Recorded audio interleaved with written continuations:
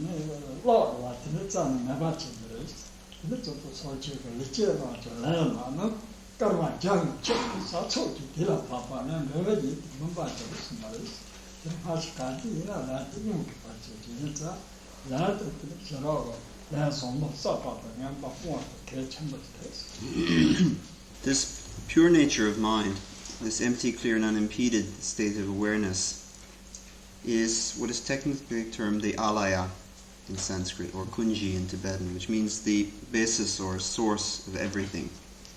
In this case, it is an aspect of transcending awareness, the pure alaya, which is the origin or source of all enlightened experience. What we now experience is also the levels of confusion and ignorance and emotional conflict that we were speaking of yesterday. These taken together constitute an aspect called the impure alaya, or the fundamental confused awareness or discursive consciousness. If on the one hand, the pure alaya is like crystal clear water, transparent water, then this other side of things, the impure alaya, is like mud, which has been thrown into the water and is polluting or obscuring that transparency. And what we experience then is a mixture of the two states of being, this impure alaya, the levels of confusion and ignorance, obscuring the pure alaya, the fundamental nature of mind itself. Now,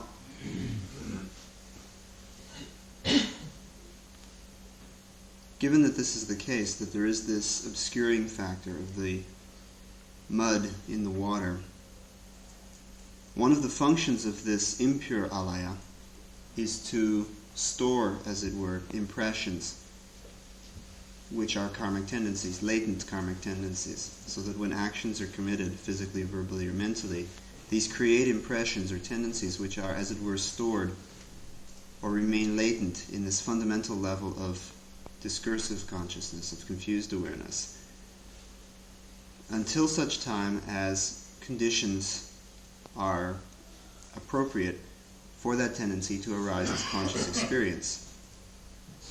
So that once an activity has been committed, once an act has been committed, that tendency remains latent on an unconscious level until the proper circumstances for it to emerge again as a conscious experience, the act leading to an experience.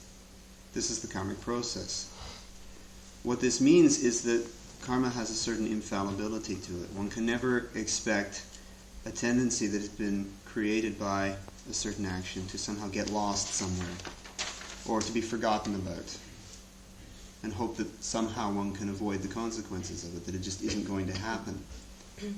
Because it is an infallible process. At sooner or later, at some point or another, that tendency is going to come into contact with the correct conditions to emerge as a conscious experience. The Buddha said at one point, once a karmic tendency has been established through an action, it doesn't matter if 1,000 kalpas, 1,000 eons pass. That latent tendency remains effective until the time that circumstances cause it to emerge as a conscious experience, and then it is exhausted. But until it has emerged as conscious experience, one can never expect it to be lost or forgotten or somehow just to fade away. It simply will not. Because there is this infallibility to the karmic process, this infallible connection between what we do and what we experience, this makes the whole question of positive and negative action a very important one, understanding what kinds of tendencies are positive ones that lead to happiness and fulfillment, and what are negative ones that lead to suffering and confusion.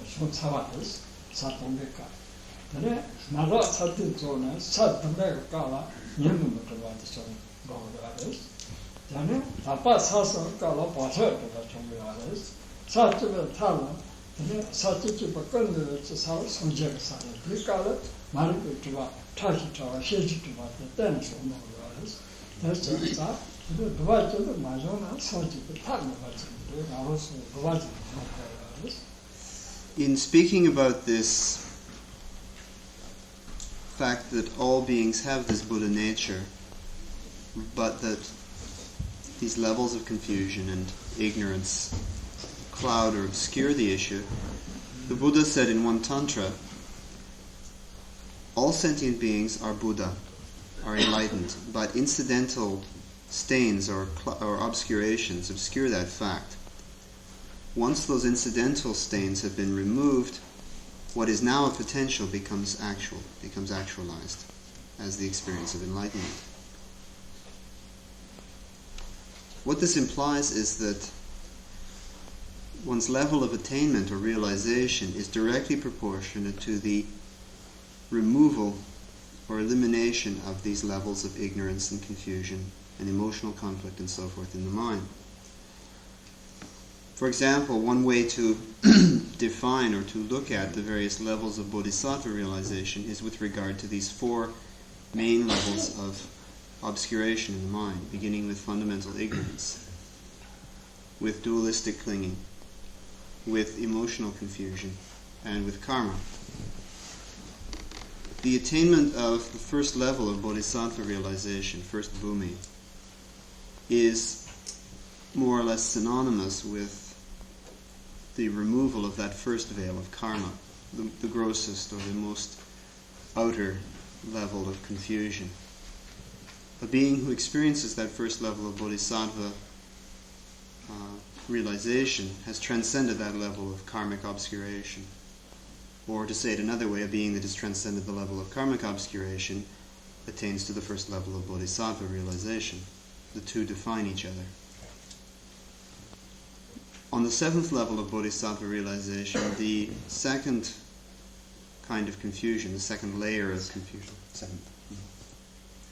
on the seventh level, this layer of emotional confusion, which has been gradually refined or diminished, is finally eliminated. It is no longer an obstacle to that being, that seventh level bodhisattva, attaining enlightenment. On the final three levels of bodhisattva realization, the 8th, 9th, and 10th levels, which are termed the three pure levels, the level of dualistic clinging, the habitual tendency of mind to conceive of self and other as entirely separate, this is gradually refined and eliminated to the point where it becomes non-existent. It is no longer an obstacle. But it is only with the attainment of complete enlightenment, the passing beyond the 10th level of bodhisattva realization to complete Buddhahood, which is sometimes termed the 11th level, simply because it is all that is beyond the 10th level, and which is sometimes termed in Tibetan kundu-u, which means light everywhere, or total illumination. It is only with that attainment that the most subtle levels of the most subtle confusion, the fundamental ignorance of mind, are finally eliminated, finally wiped away. And the most subtle veils of ignorance in the mind are finally eliminated, so that the nature of mind itself is free to simply manifest or express itself without hindrance. So the process of spiritual development can be seen in terms of removing or diminishing the obscuring influence of these four levels of confusion: fundamental ignorance, dualistic clinging, emotional confusion, and karma.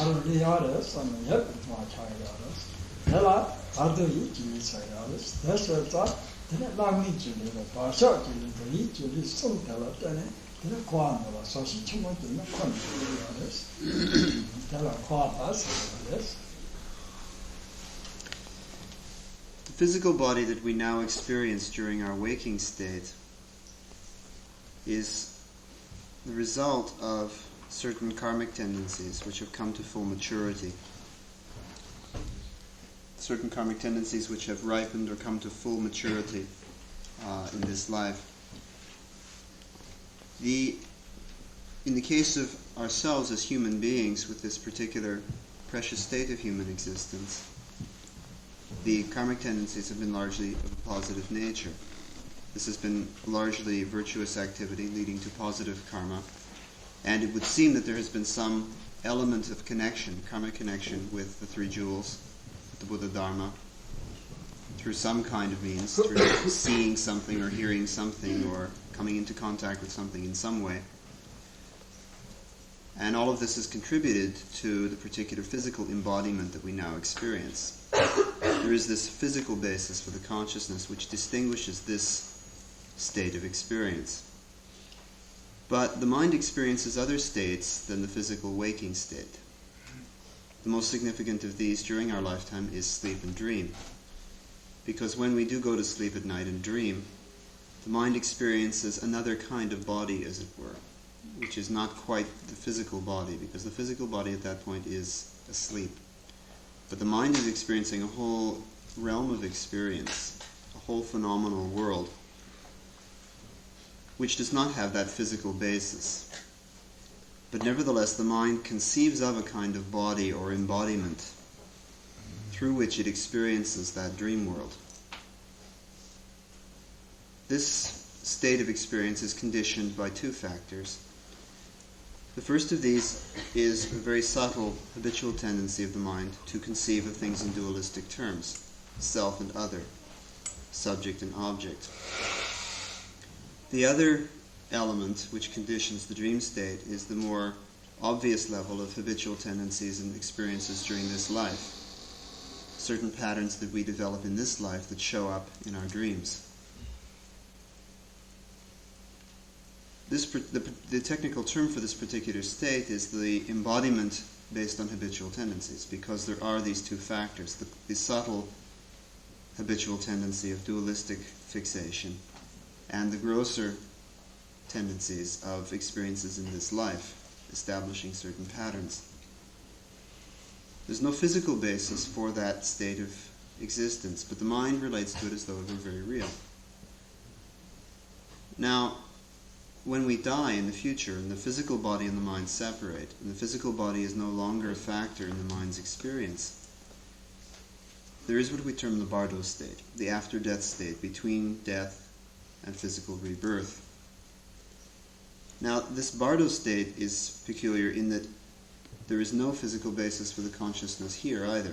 There is no physical body, but the mind continues to behave as though there were, continues to experience things as though there were a body there, when in fact there is not. This tendency of the mind to experience a body where there is none is a phenomenon known in Tibetan or in the terminology as the mental body, or the mental embodiment of the bardo state. These are the three major phases of our experience that we can see if we are looking at this cycle of samsara. The mind is continually passing from one of these states to another, from the physical waking state to the dream state to the disembodied state, to the mental body of the bardo, back to physical waking existence. And these three phases of our experience constitute the cycle of samsara. And as samsarans, as beings in samsara, we experience those three phases, one after the other.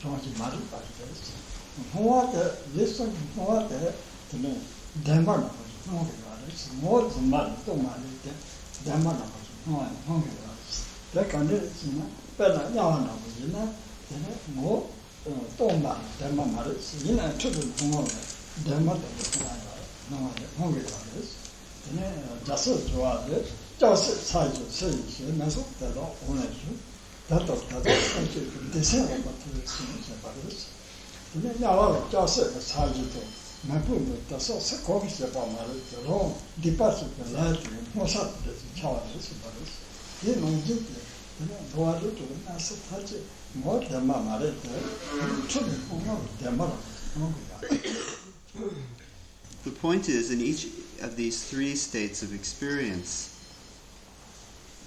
the mind takes what is going on to be absolutely real. What is in fact happening is a process where the projections of mind are experienced by the mind as though they were something other than the mind itself.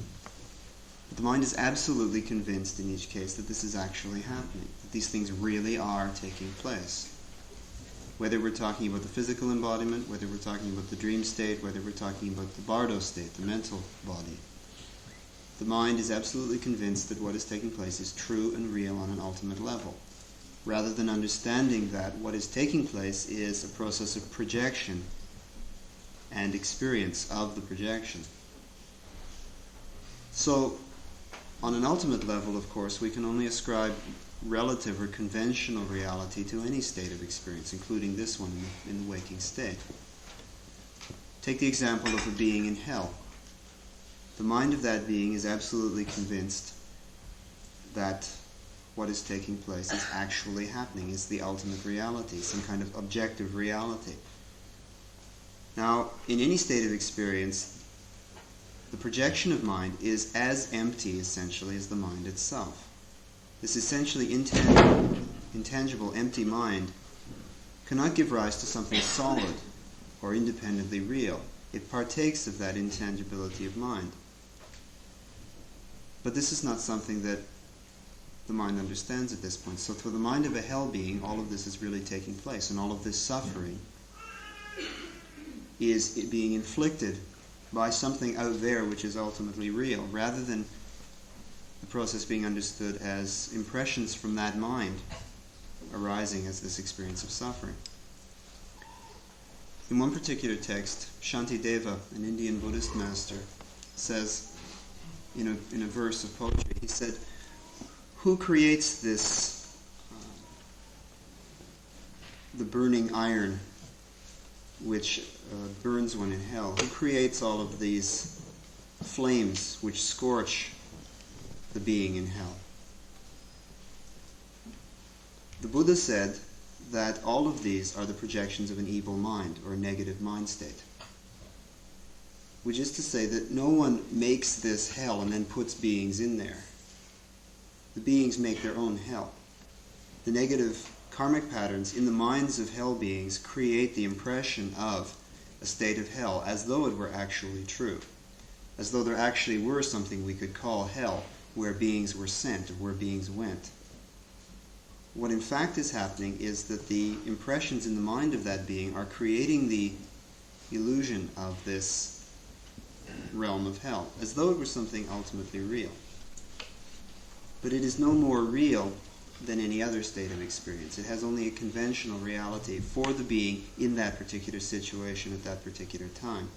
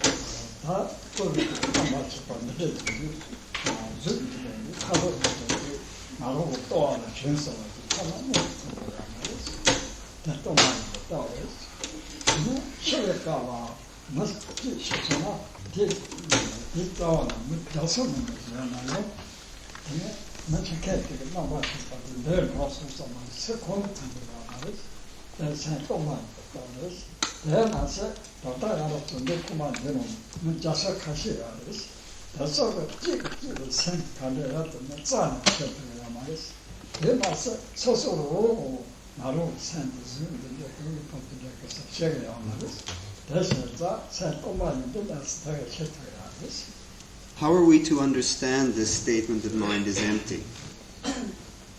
What indication do we have that this is the case? To begin with, when a child is conceived in the womb of the mother, when we came into this world, this was not something our parents were immediately aware of. The moment that conception occurred and that consciousness was united with the physical basis in the womb of the mother didn't immediately think, I'm pregnant, I have a child. She didn't watch the consciousness come in and take that physical form. It's not something that becomes obvious until later, when the physical signs of pregnancy show. That's a sign that the mind is intangible, it's essentially empty. It's not something that one can watch taking conception in the womb. One simply is not aware of it happening. Every one of us at some point will come to die. And when the consciousness leaves the body, no matter how many people sit around watching, nobody's going to say, oh, there it goes, when the mind leaves the body. Nobody can see that happening. Just one moment there is a living being, and the next minute there is a corpse. And where is the mind? Nobody saw where the mind went. That again is an indication that that mind is intangible, it's essentially empty. We have several hundred people in the room here. Each one of us has a mind, each one of us is experiencing that mind, but none of us are experiencing anybody else's. We have no way of telling what the other person's mind is like. And actually, when we come right down to it, we have no idea what our own mind is like. We can't even see anything that we can pin down and say, oh, it looks like that, it's shaped like that, it's that color, it's there, it's that size. We can't do that kind of thing with the mind. You simply cannot pin it down in that way. It is essentially empty. It is intangible. It does not behave according to those kinds of characteristics.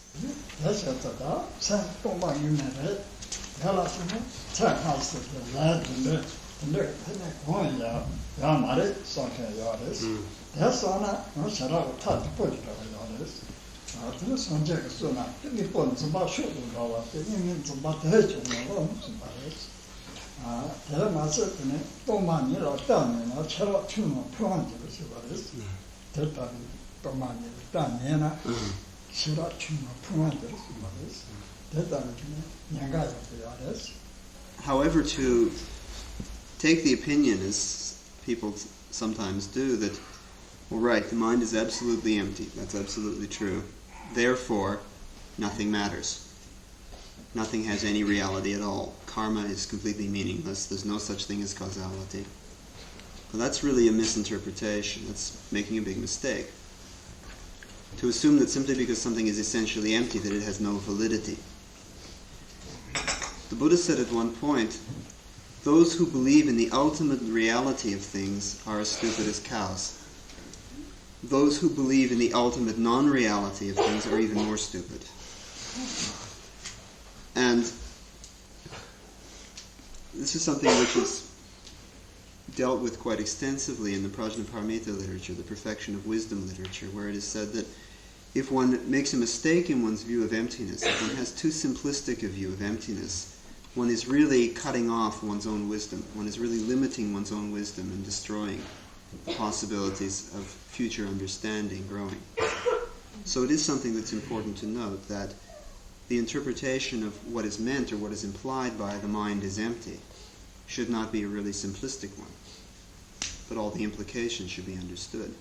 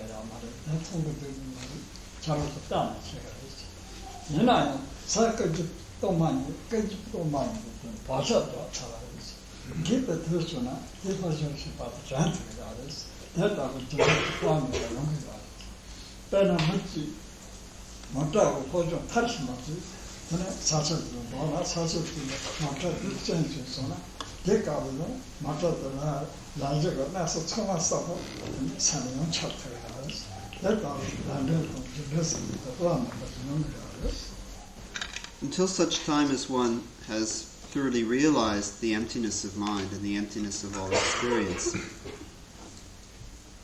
this causality that exists between actions and experience and the interdependent nature of all aspects of experience continues to remain absolutely true and valid, completely infallible. And to take an example, we can consider that each and every one of us has spent a fair part of our lives going to school or to college, university, learning things, developing skills, developing trades, amassing information. But all of that, the result of all of that learning process is not something that we can see tangibly. It isn't stored somewhere in Germany. They don't have a place where they store everybody's information or everybody's knowledge. You don't keep it at home somewhere in the closet. It's not stored anywhere in your body that anybody could see. But the tendencies have been established in your mind in this fundamental level of discursive awareness, the alaya, the kunji, the source or fundamental consciousness. And whenever you need that knowledge, it's there. You can call it to conscious memory and make use of it. So it is perfectly valid. The fact that it is essentially empty and intangible doesn't mean that it isn't valid. If a person learns how to be an auto mechanic, they learn that skill very, very completely. They can go anywhere they want. And wherever they go, wherever they encounter a problem with a car, they can fix it. Now, until such time as they need that knowledge, they don't walk around continually reminding themselves of how to fix a car. They don't need to, because as soon as they get into a situation where there's something that needs repairing, they know immediately what needs to be done and they can do it. There's that kind of effective causality, that kind of effective connection between learning the skill and making use of it. But none of it is anything that you can see or that you can pin down tangibly. But it certainly is very effective and very valid. And so is any aspect of causality, any aspect of karma.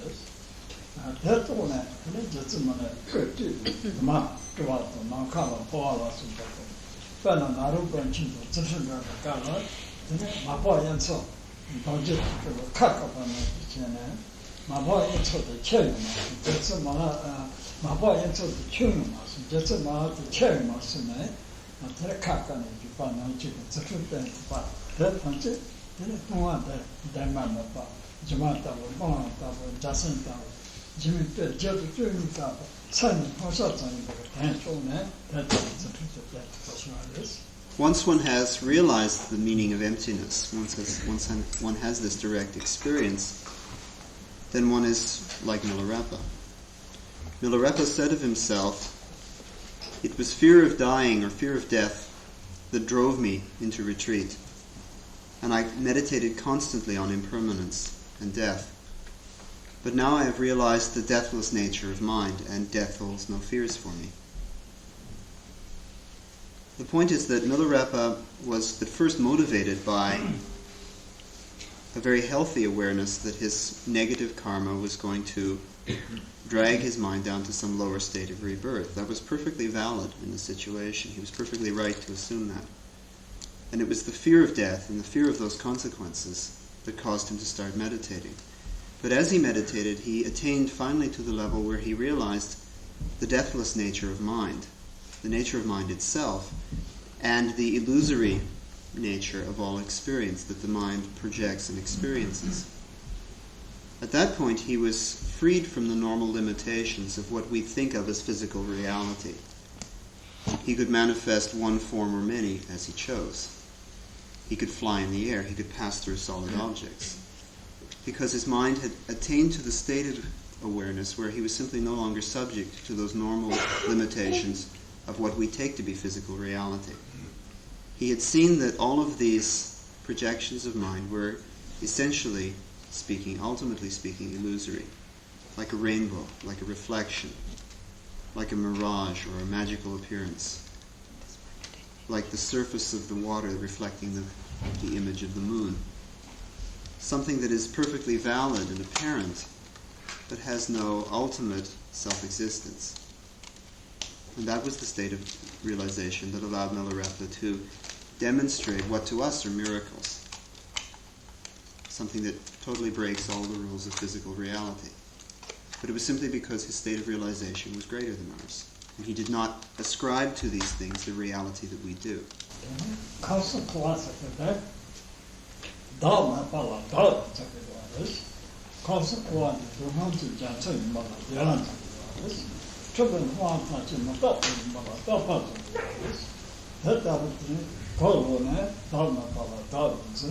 Matapala, Tapanze, Dogala, Devanze, Kasapa, Chandilaris.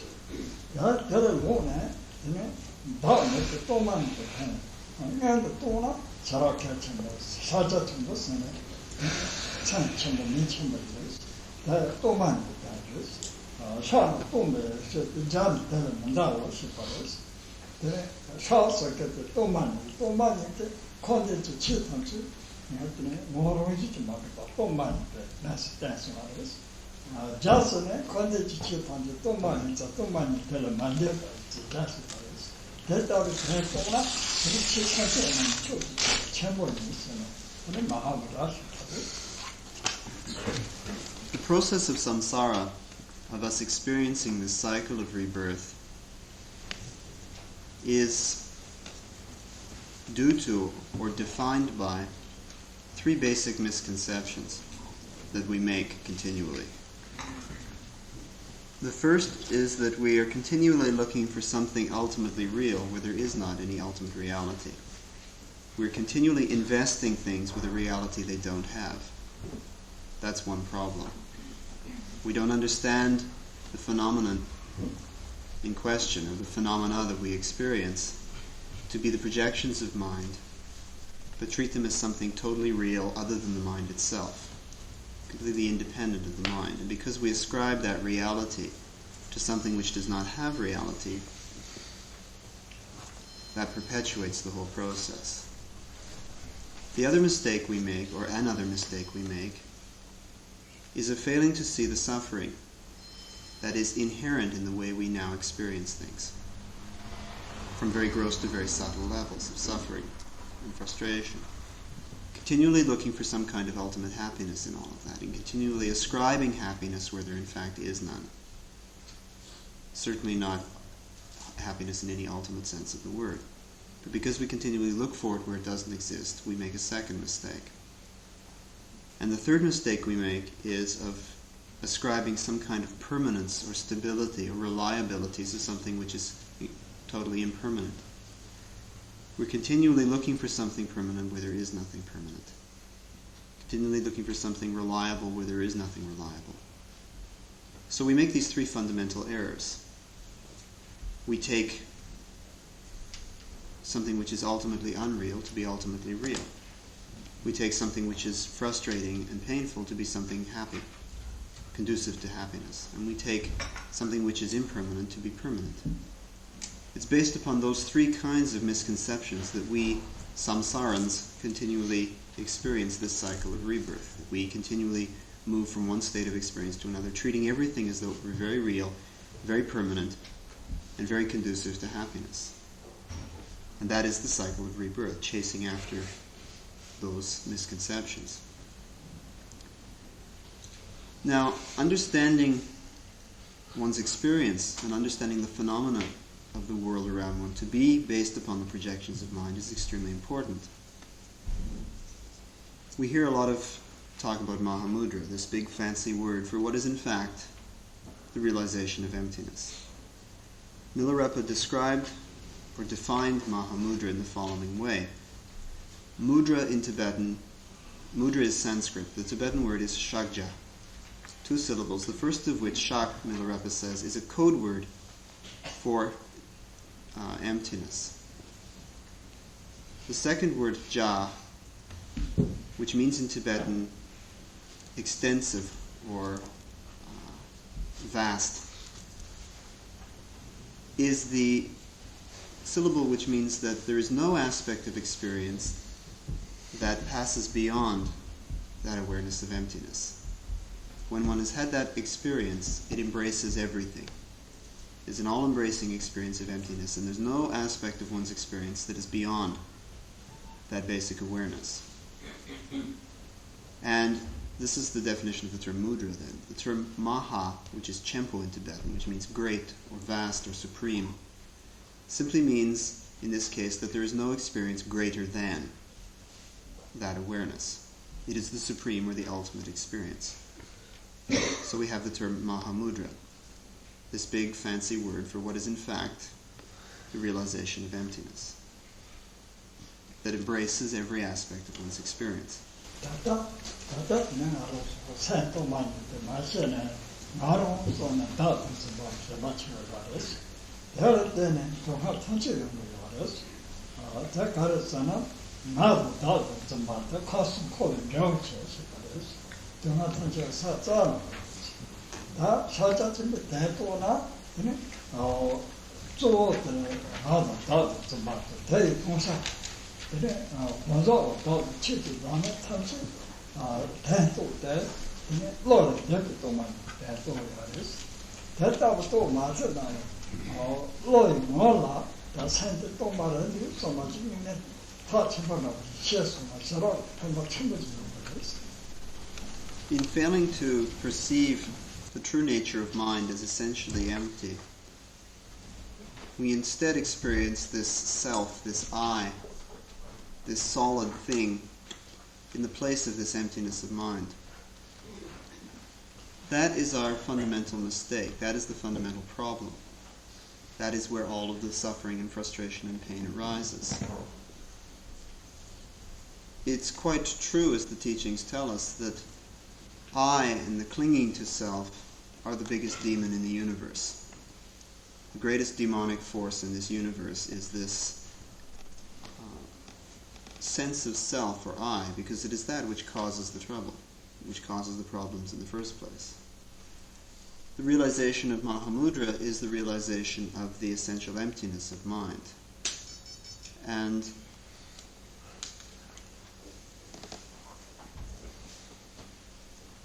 once this realization takes place, once this I, this self, is no longer perceived as something ultimately real, once the projections of the mind are not experienced as something ultimately real, then one has attained this realization that is termed Mahamudra, which is sometimes referred to as the experience of egolessness. The egolessness or non-self of an individual, and the egolessness of phenomena, all the different aspects of experience. It is at that point that the mind is freed from all of that suffering and all of that malevolent influence of egocentricity, of ego clinging. There's no longer any basis upon which suffering can develop. Even though this might not be part of one's direct experience at this point, one might not have realized emptiness. Even the intellectual conviction on a conceptual level that it is the case is extremely beneficial. Simply to have the idea, the mind or the I is not something ultimately real. It has no color, it has no form, it has no shape, and so forth. None of this is ultimately real. Even to have that kind of conception is very helpful, even though it might not be part of one's direct experience yet. It's simply an idea still. But the idea in itself is very valuable.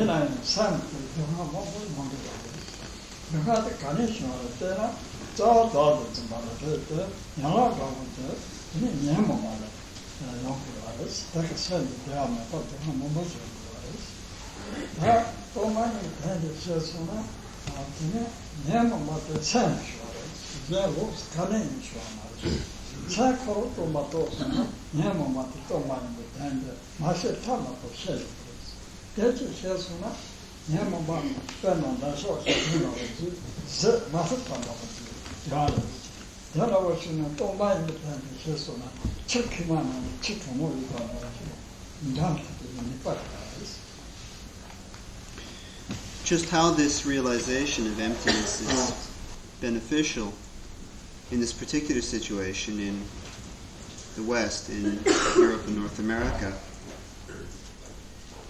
is best understood by taking into account that the physical comfort, the material prosperity of these countries is such that people, human beings in these particular realms of Europe and North America, are experiencing what looks to like other people like the realm of the desire realm gods.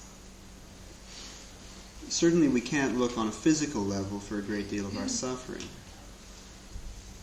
Things like hunger, starvation, things like this, they simply are not as common in the West as they are in other parts of the world. On the other hand, there is incredible suffering on a mental level. This is primarily where we as people in the West experience our suffering, is on a mental level. And the principal reason is because, first and foremost, of this misunderstanding of the emptiness of mind, and instead the conception of this self or I.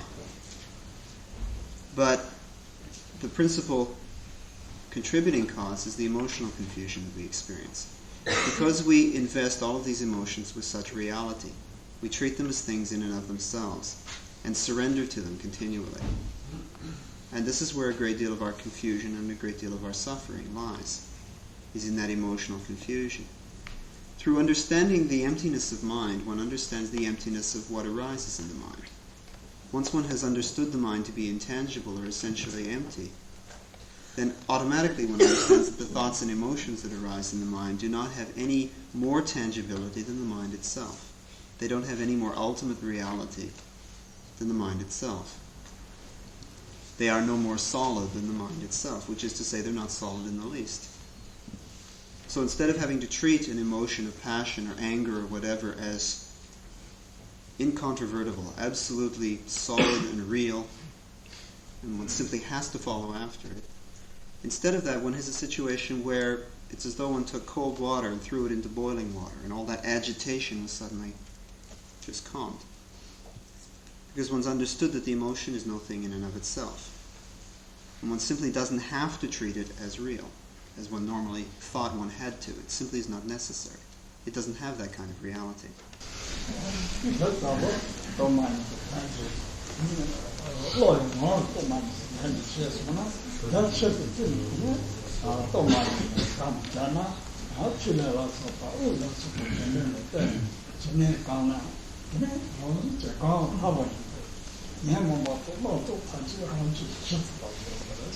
That's just so much.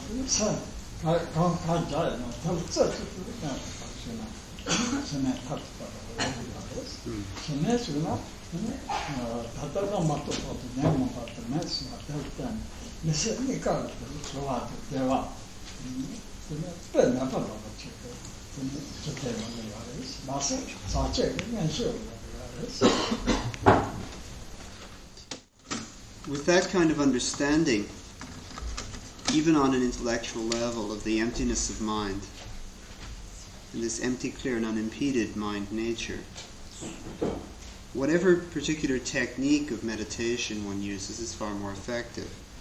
When one is using a shamatha technique, something to calm and stabilize the mind, whether it's breath meditation, or meditating on a sphere of light, or meditating on any other form, physical object, whatever technique one is using is going to be far more effective for allowing the mind to become calm and free from distracting influences of thoughts and emotions, more able to rest, to simply focus itself and rest in any given state of awareness. Ideally, this can be extended to the point where whatever technique one is using, one can simply place the mind in that state for as long as one wishes, and it'll just stay there. The mind does not have to be distracted. There is a conscious ability of the mind to simply rest in any given state without distraction. That is the ultimate from the point of view of shine, or shamatha, of this first stage of meditation. Now with it, this brings about a feeling of quite incredible mental and physical well-being. Something far more than we could really conceive of at this point. Even this first stage of shamatha, before the insight of vipassana sets in, even this brings with it a real sense of physical and mental well-being. And it is also this state of shamatha, of tranquility and stability of mind, that gives rise to certain, perhaps unstable, but certain kinds of psychic powers, clairvoyance and so forth. They arise from this kind of shamatha experience, from this tranquility and stability of mind.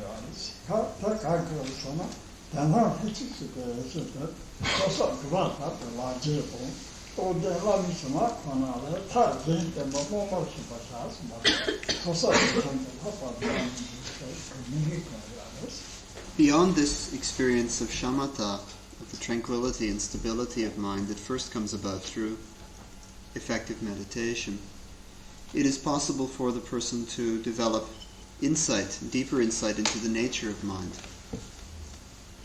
The direct experience of this empty, clear, and unimpeded dynamic awareness, which is the nature of mind, which is beyond an intellectual understanding. It's not something that one merely understands to be the case or has some conceptual idea about, but it becomes an actual direct experience.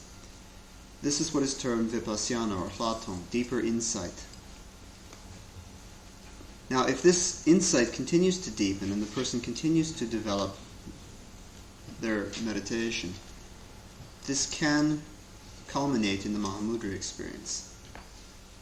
Direct, total absorption in the nature of mind and the nature of all phenomena. But in order for that to come about, two things are necessary. In one of the commentaries on Mahamudra, it says, in order to develop this state of co-emergent awareness, of transcending awareness, one should understand that other than one's own efforts to purify oneself, to accumulate merit and deepen and develop one's wisdom, other than one's own personal efforts and the blessing of a qualified guru, any other means are stupid, is what the text says. One's really wasting one's time, unless one is going about it in those two ways. To really realize Mahamudra in the ultimate sense of the word, one needs to make efforts oneself to purify oneself of negativity and obscurations and ignorance, and to develop one's merit, deepen one's awareness. So on the one hand, one needs those personal efforts. On the other hand, one needs faith and devotion in an authentic guru to receive that guru's blessing. Once those two things have come about, then the ultimate attainment can take place. But any other means are really wasting one's time.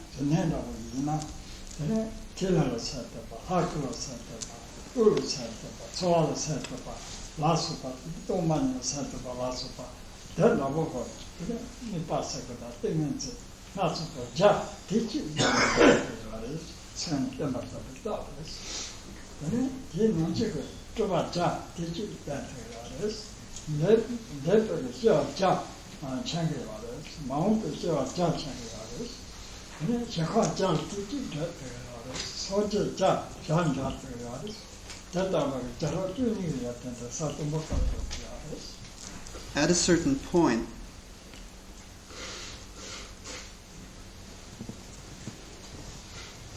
when one is developing along this path to Mahamudra, or of Mahamudra, there is a certain stage at which the authentic experience of the empty, clear, and unimpeded nature of mind becomes completely stable. Now, this is a bit complicated because the technical terminology of the Mahamudra path speaks of 4 levels. One-pointedness, simplicity, one flavor, or one taste literally, and beyond meditation. Each one of these has 3 degrees, an inferior degree, an intermediate degree, and an intense degree. Now, with this experience of the nature of mind, the Mahamudra experience first becoming completely stable, this is the experience of simplicity, the second of the 4 stages.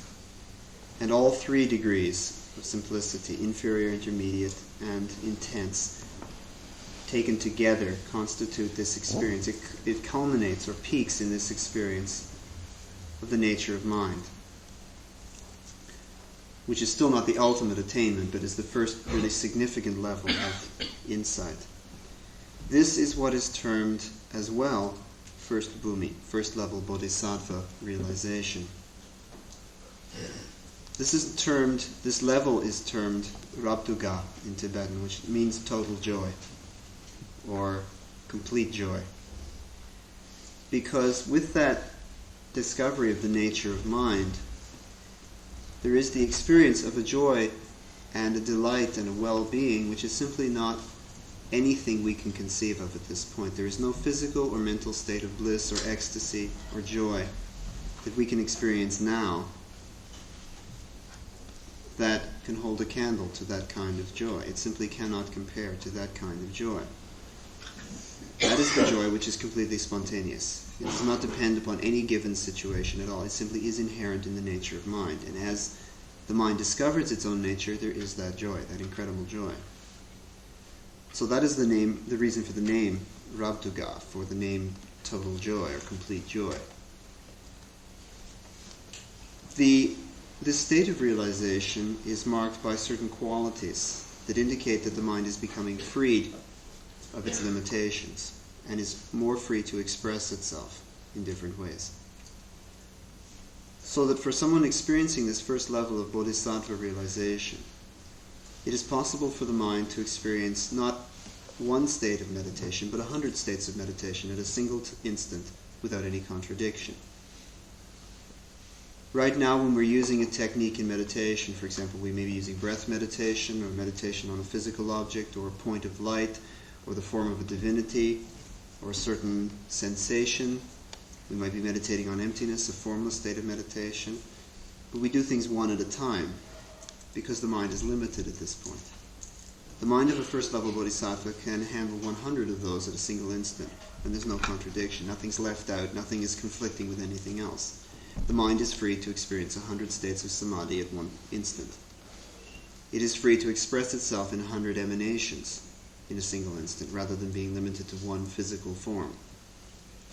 It is free to experience 100 different pure realms of experience, to meet with 100 Buddhas, to receive teaching in 100 different ways at a single instant, to recall 100 previous existences, to foresee what states of existence the karmic tendencies will lead in 100 states of future existence, and so forth. These different qualities are traditionally listed as 12 in number, and each one of them involves 100 previous existences or 100 states of samadhi or whatever. So they are often called the 1200s, which are simply indications that this first level of bodhisattva awareness has taken place, and the mind is that much freer to express itself.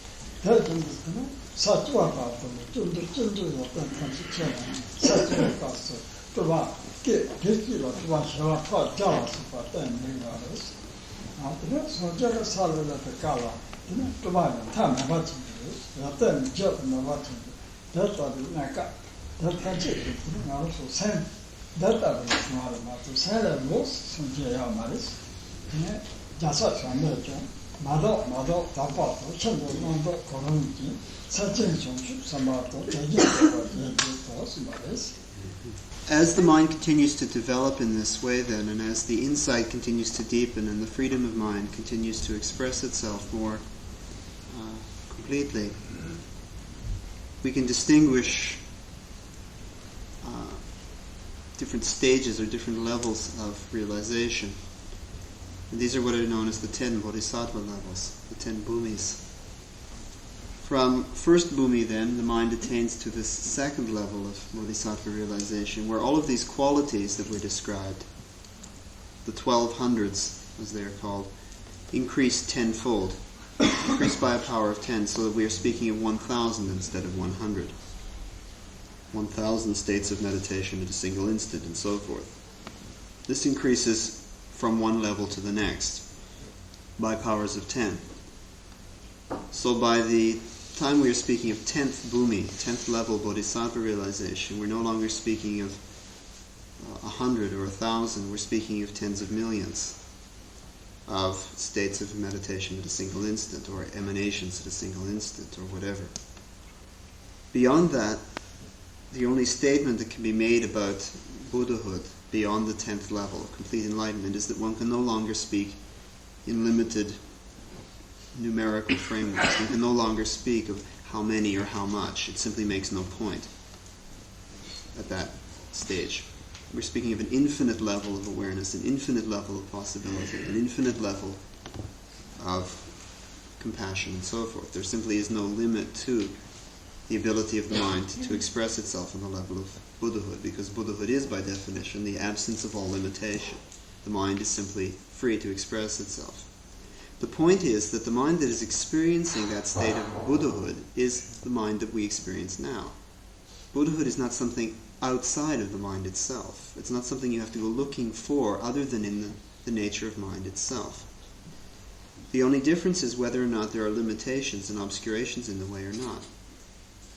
In a text known as the Uttara Tantra, which was given to a Sangha by the Bodhisattva Maitreya, it is said that the only distinction to be made on the basis of sentient beings, bodhisattvas and Buddhas, is whether there is impurity present, whether there is purity, or whether there is complete purity. Whether there remains confusion and ignorance, or whether there is not. As unenlightened beings, we experience a great deal of impurity in the sense that there is this confusion, this ignorance, negativity, and so forth. On the bodhisattva levels, this has been more or less removed, but not completely so. On the level of complete enlightenment, it has been completely removed. But that's the only basis for making a distinction between an unenlightened being, a bodhisattva, and a Buddha.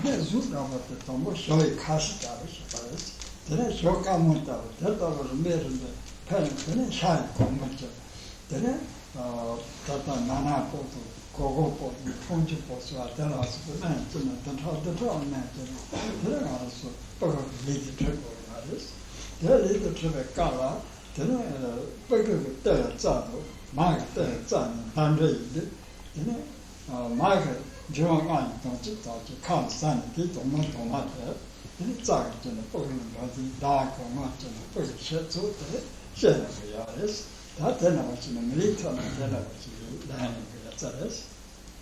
If this is the goal towards which one is working in the practice of Dharma, this attainment of complete enlightenment, of Buddhahood, some appreciation of our present situation is necessary to understand where we're working from, which implies an understanding of the cycle of rebirth, of samsara, and our particular situation in it as human beings.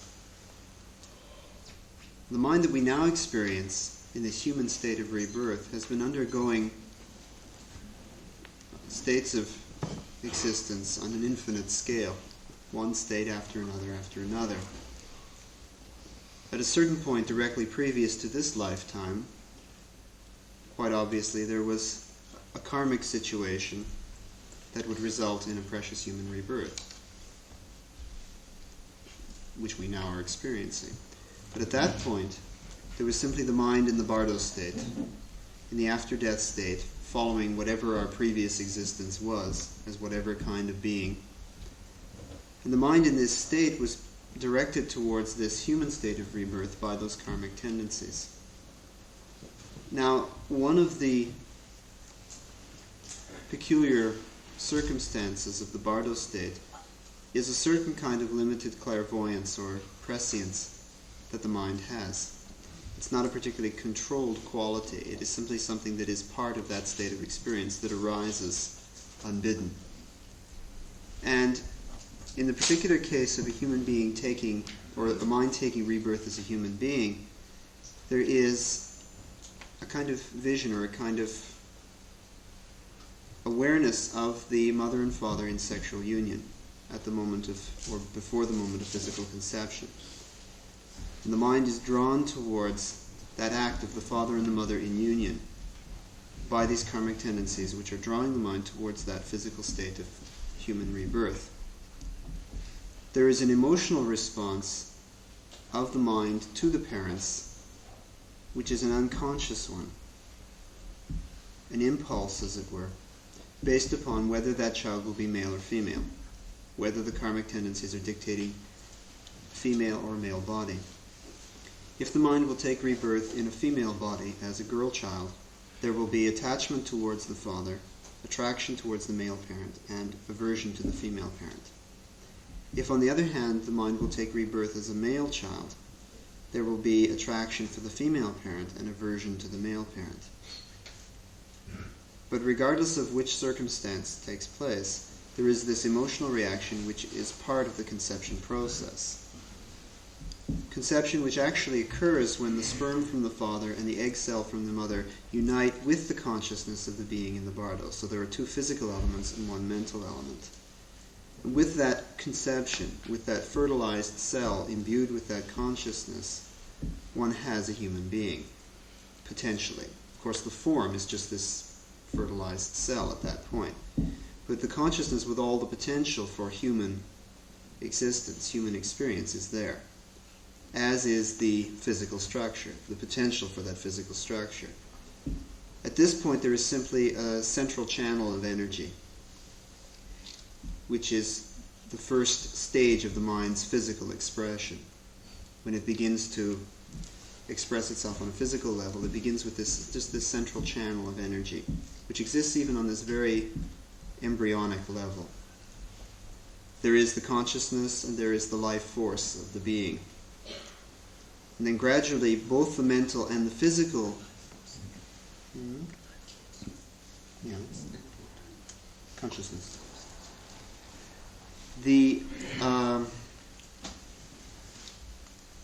Slowly, during the 9 months or so, 9.5 months, which is the rule of thumb, the term of pregnancy, during this time, the mental and physical aspects of the child begin to develop. This is most obvious on a physical level because the cell begins to divide and there's this mass of cell tissue that becomes elongated and extended and passes through these various stages of fetal development as the limbs begin to extend themselves and the senses begin to develop and the organ systems begin to differentiate and so forth. And also there is a gradual development of consciousness and awareness a gradual stirring and developing of more complex states of awareness, until such time as the child is fully developed and the karmic tendencies which have brought about the conception and growth of the fetus come to an end, and the process of birth occurs. Up to that point, of course, the child has been receiving nourishment from the umbilicus, from the mother's body. The food and drink that the mother takes in is nourishing the child on a physical level. But it is the karmic tendencies which are in the makeup of the child that are propelling that process of fetal development to the point where the child is actually expelled from the mother's body in the process of physical birth, and the child actually comes into the human realm as a fully formed human individual, still just a baby, but still with all of the organs and faculties of a human being to experience that particular realm. That is the process that all of us went through to arrive where we are now.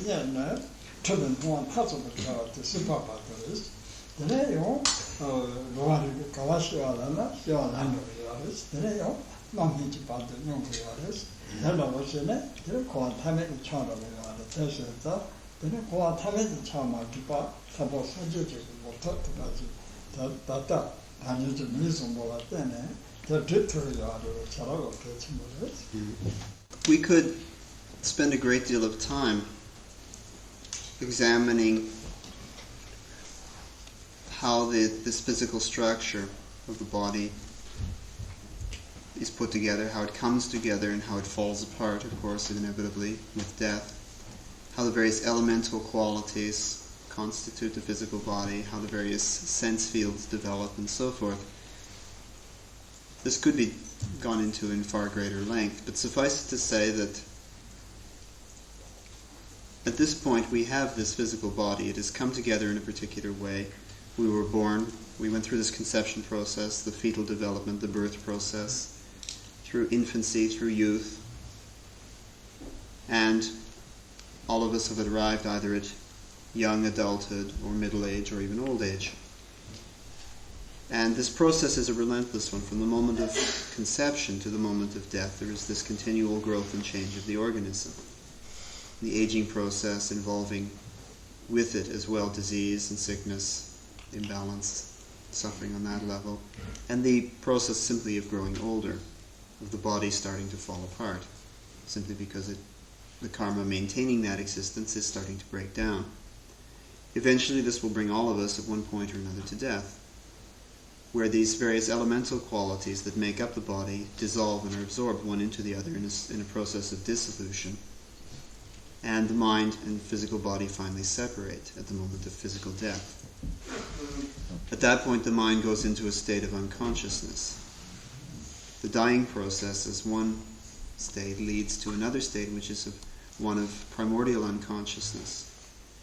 The first phase of the so-called Bardo experience, the after-death state.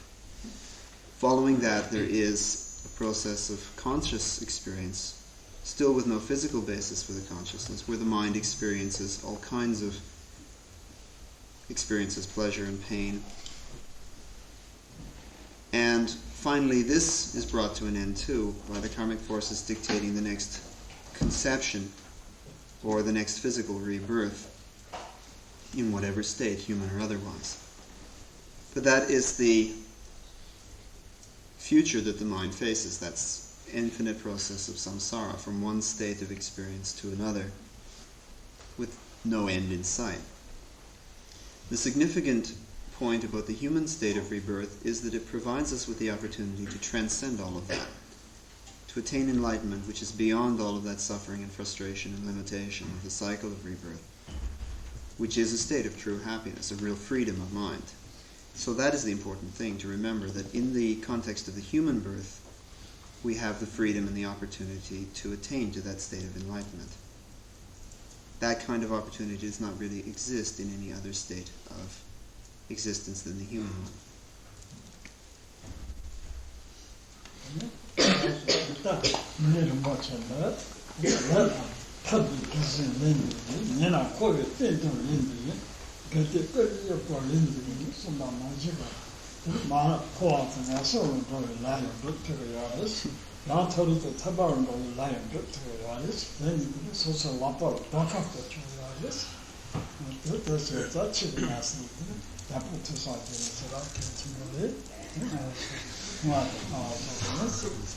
The human body that we have right now, this physical existence, provides a lot of potential, one way or the other. In the traditional text, it is said that the physical body could be the boat that ferries one across the ocean of suffering to the far shore, to enlightenment. Or it could be the stone around your neck that drags you down to the bottom of that ocean. Because the physical body is like a servant to the mind. If the mind directs the body in positive ways, the body will behave in positive ways. If the mind directs the body in negative ways, the body will react accordingly. And it is through the karma that we accumulate with our physical actions as well as our mental actions and verbal actions. It is that karma that determines whether the mind attains to higher states of rebirth, or ideally to liberation, or whether the mind falls into some lower state of rebirth with further confusion and further suffering. It is all up to the choice we make. We have that choice in the palm of our hands now, and we can choose to go one way or the other. We really are on a kind of pivotal point, or a kind of frontier, boundary between up and down.